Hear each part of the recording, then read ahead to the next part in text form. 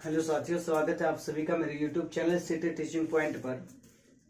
जैसा कि आप सभी को पिछली कक्षाओं में सीडीपी से रिलेटेड कक्षा दी गई थी, कल मैं आप लोगों को किसी कारणवश कल की कक्षा नहीं दे पाया और मैं आप लोगों को बता दूं कि आज की जो कक्षाएं आपकी, मैं पेपर का एनालिसिस तो नहीं करके आप लोगों को बताया, लेकिन मैं आपको बता दूं अब तक की पढ़ाई हुई जितनी भी कक्षाएं आपके 2-3 शिफ्ट से, उनसे रिलेटेड आपको लगभग 10 से 15 प्रश्न देखने को मिले हैं। आइए मैं आपको आज बता दूं कि आज आपका जो ये कक्षा है यह आपका सीडीपी से रिलेटेड है। यह आपका सीडीपी से रिलेटेड होने के साथ साथ ये आपके पेडागोजी को भी सॉल्व करने में आपकी सहायता करेगा। मैं आज एक एक करके बात कर लेता हूं। कहता है मनोवैज्ञानिक द्वारा विकास का सिद्धांत। आपसे डायरेक्ट वे में पूछ लिया जाता है कि बताइए कि विकास का सिद्धांत, ये विकास का सिद्धांत किसने दिया। आज मैं एक एक करके उन सभी पर बात करूंगा। अगर आपसे पूछ ले कि मनोलैंगिक विकास का सिद्धांत किसने दिया और आपसे ऑप्शन में पूछ ले कि 4 गो ऑप्शन दे दे, कहेगा इसमें से किसने दिया, तो मनोलैंगिक विकास का सिद्धांत आपके फ्रायड ने दिया है। अगर आपसे पूछ ले संज्ञानात्मक विकास का सिद्धांत किसने दिया है, तो याद रखिएगा पियाजे ने दिया है। मैंने आपको इसकी पिछली कक्षा में बताया था कि इन्होंने संज्ञानात्मक विकास का जो सिद्धांत है उसकी 4 अवस्थाएं बांटी थी। मैंने आपको उसका पूरा डीपली आपको बता दिया। अगर आपसे पूछ ले कि मनोसामाजिक विकास का सिद्धांत किसने दिया, तो याद रखिएगा एरिक्सन ने मनोसामाजिक विकास का सिद्धांत दिया है। अगर आपसे पूछ ले भाषा विकास का सिद्धांत किसने दिया है, तो याद रखिएगा आपका नोम चॉम्स्की ने दिया है भाषा विकास का सिद्धांत।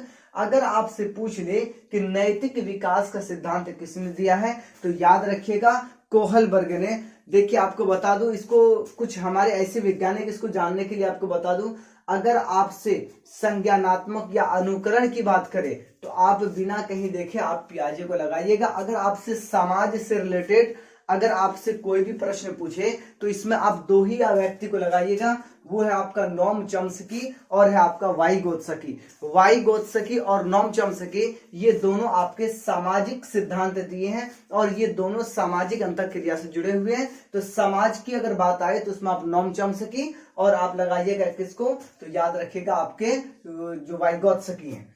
अब इसके बाद हम लोग बात कर लेते हैं कि किशोरावस्था की प्रमुख विशेषता क्या होती है। आपसे डायरेक्ट ये जो आप देख रहे जितने पॉइंट है, इस पॉइंट को डायरेक्ट आपके सामने में दे दिया जाएगा और आपसे पूछेगा कि बताइए ये कौन सी अवस्था की विशेषता होती है। तो याद रखिए किशोरावस्था की प्रमुख विशेषता ये है कि यह परिवर्तन की अवस्था होती है। परिवर्तन अर्थात बदलाव। बालक अपने अंदर कुछ बदलाव लाना चाहता है, कुछ अलग क्रिएटिविटी करता है।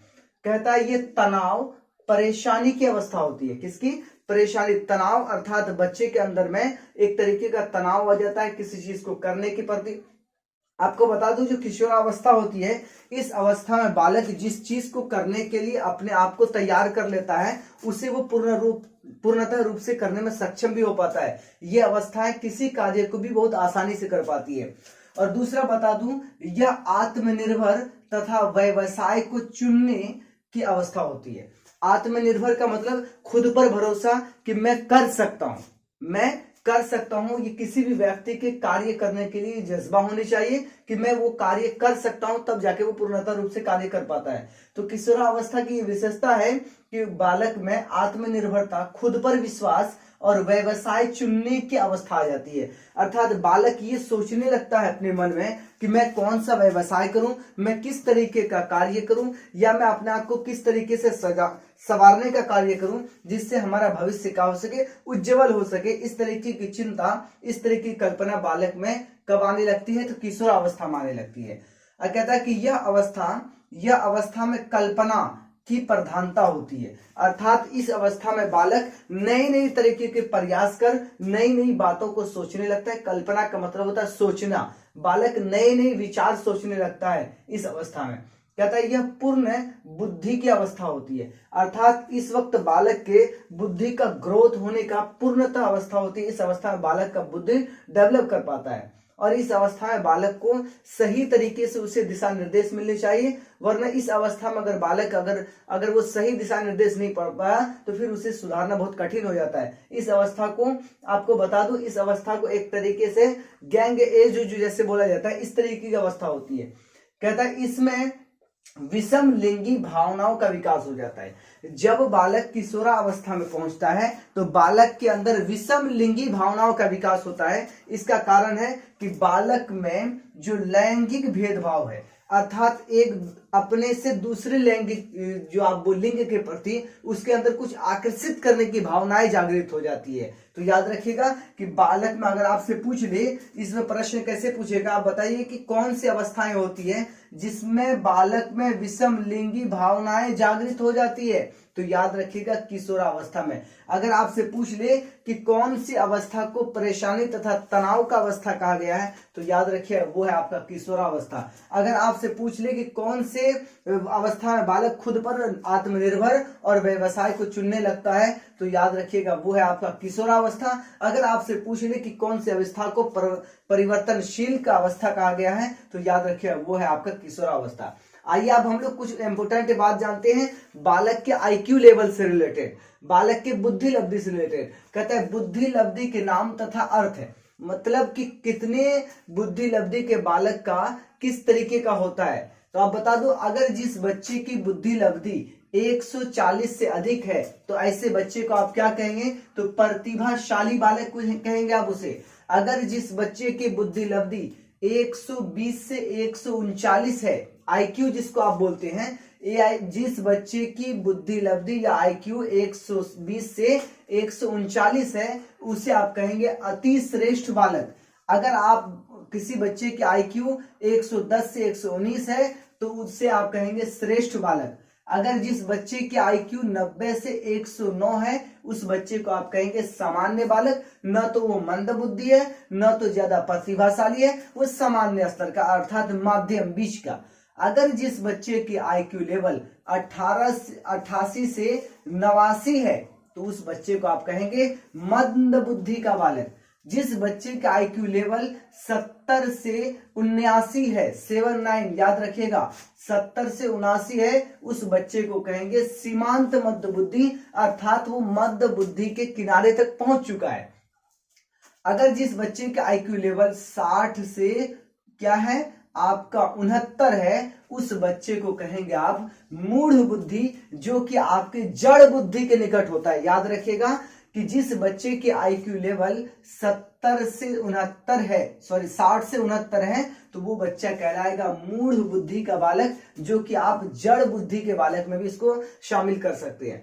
अब इससे हम लोग जान लेते हैं इससे प्रश्न पूछता कैसे है। आपसे डायरेक्ट पूछ लेगा, एक बालक है जिसकी बुद्धि लब्धि 120 से 139 है, बताइए वो किस कैटेगरी में आएगा, या बताइए कौन सी श्रेणी में आएगा। तो आपको दे देगा इसमें से प्रतिभाशाली, या दे देगा अति श्रेष्ठ, श्रेष्ठ, सामान्य। तो याद रखिएगा जिस बच्चे की बुद्धि लब्धि 120 से 39 है, वो बच्चा आपका कहलाएगा अति श्रेष्ठ। इस तरीके से इससे प्रश्न पूछता है। आपसे डायरेक्ट पूछ लेगा, एक लड़का है हामिद जिसकी बुद्धि लब्धि है कितना 90 से 109, और बताइए कि इस बच्चे को किस श्रेणी में रखा जाए। आपसे ये सभी ऑप्शन दे देगा। तो याद रखिएगा वो बालक जो हामिद है उसके आईक्यू लेवल 90 से 109 है, तो ऐसे बच्चे को सामान्य बुद्धि में रखा जाएगा।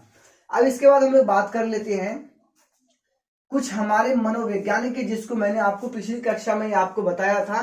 कहता है रॉस के अनुसार विकास की अवस्था। रॉस के अनुसार विकास की प्रमुख 4 अवस्थाएं, याद रखिएगा रॉस के अनुसार विकास की प्रमुख 4 अवस्थाएं हैं। वो 4 अवस्था मैं आपको बता दूं। पहली अवस्था होती है शैशव अवस्था, याद रखिएगा शैशव अवस्था अर्थात 1 वर्ष से 3 वर्ष तक, बच्चे के जन्म के 1 साल से 3 साल तक के जो बालक होते हैं, ऐसे बालक को विकास की अवस्थाओं में रॉस ने कितना रखा है, तो शैशव अवस्था के बच्चे को 1 से 3 वर्ष है। उसके बाद रॉस के अनुसार विकास की दूसरी अवस्था है पूर्व बाल्यावस्था। पूर्व बाल्यावस्था ये कब से, तो 3 से 6 वर्ष के बच्चों को रॉस ने विकास के अनुसार पूर्व बाल्यावस्था में रखा है। अब तीसरा है रॉस के अनुसार उसकी जो विकास की अवस्था है वो है उत्तर बाल्यावस्था, जिसमें बालक 6 से 12 वर्ष होता है। अगर आपसे इसमें ऑप्शन क्वेश्चन पूछ ले कि बताइए रॉस के अनुसार 6 से 12 वर्ष के बच्चे को विकास के अनुसार रॉस ने विकास के अनुसार 6 से 12 वर्ष के बच्चे को कौन सी अवस्था में रखा है? तो याद रखिएगा उत्तर बाल्यावस्था। अगर आपसे पूछ ले कि रॉस के अनुसार किशोरावस्था की आयु क्या है, तो याद रखिएगा कि 12 से 18, याद रखिएगा 12 से 18 वर्ष रॉस के विकास के सिद्धांत के अनुसार 12 से 18 वर्ष के बच्चे को किशोरावस्था में रखा गया। याद रखिएगा। इससे आपको क्वेश्चन कई तरीके से पूछ सकता है। पहले आपको पूछेगा कि बताइए रॉस के अनुसार विकास के सिद्धांत को कितने भागों में बांटा गया है, या आपसे पूछ लेगा कि रॉस ने विकास के सिद्धांत को कितनी अवस्था में बांटा है, तो याद रखेगा कि इन्होंने 4 अवस्था में बांटा है। अगर आपसे पूछ ले कि रॉस के अनुसार शेषवावस्था की आयु कितनी है, तो याद रखिएगा 1 से 3 वर्ष के बालक को रॉस ने शेषवावस्था में रखा है। अगर आपसे पूछ ले कि रॉस के अनुसार पूर्व बाल्यावस्था की आयु कितनी होती है, तो 3 से 6, ऑप्शन में आपको दे देगा 3 से 6, या ऑप्शन में दे देगा 4 से 7, 5 से 8, 9 से 10। तो याद रखिएगा कि रॉस के अनुसार पूर्व बाल्यावस्था को 3 से 6 वर्ष बताया गया है। अगर पूछ ले रॉस के अनुसार उत्तर बाल्यावस्था को कितनी आयु तक बताई गई है, तो 6 से 12 वर्ष, किशोरावस्था को 12 से 18 वर्ष। अब मैं आपको बता दूं कि जितने भी आपके इंपोर्टेंट पॉइंट थे, ये आपके एग्जाम के लिए वेरी वेरी इंपोर्टेंट के साथ साथ मैं आपको बता दूं, जैसा कि आप सभी का जो आपका 3rd पेपर आज हो चुका, अब मैं बात कर लूं उन पेपर से रिलेटेड जो अब आपका होने वाला है।